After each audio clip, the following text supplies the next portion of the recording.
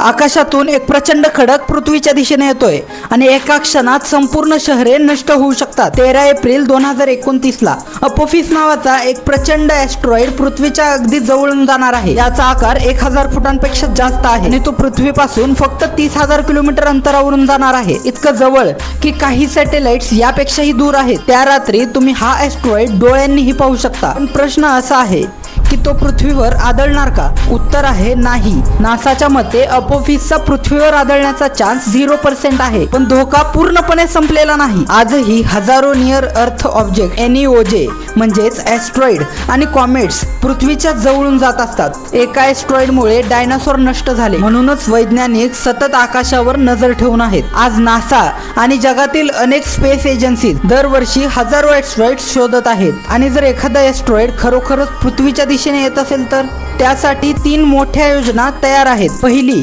Kinetic method, ज्यात spacecraft ॲस्ट्रॉइडला धडक देऊन त्याचा मार्ग बदलतो। ही पद्धत 2022 मध्ये नासाच्या डार्ट मशीन मध्ये यशस्वी झाली। दुसरी, स्लो पुश मेथड, ज्यात हळूहळू ॲस्ट्रॉइडची दिशा बदलली जाते। आणि तिसरी, न्यूक्लिअर मेथड, ज्यात गरज पडल्यास अणुबॉम्ब वापरण्याचा विचार केला जातो। म्हणूनच सत्य हे आहे की सोशल मीडियावर दिसणाऱ्या पृथ्वी नष्ट होणार अशा बहुतांश बातम्या फेक असतात, कारण वैज्ञानिकांच्या मते पुढील 100 वर्षांत पृथ्वीवर आदळण्याची मोठी शक्यता असलेला ॲस्ट्रॉइड नाही। पण एक गोष्ट नक्की, आकाशात फिरणारे हे खगोलीय दगड आपल्याला नेहमी आठवण करून देतात की आपली पृथ्वी या विशाल युनिव्हर्समध्ये किती नाजूक आहे।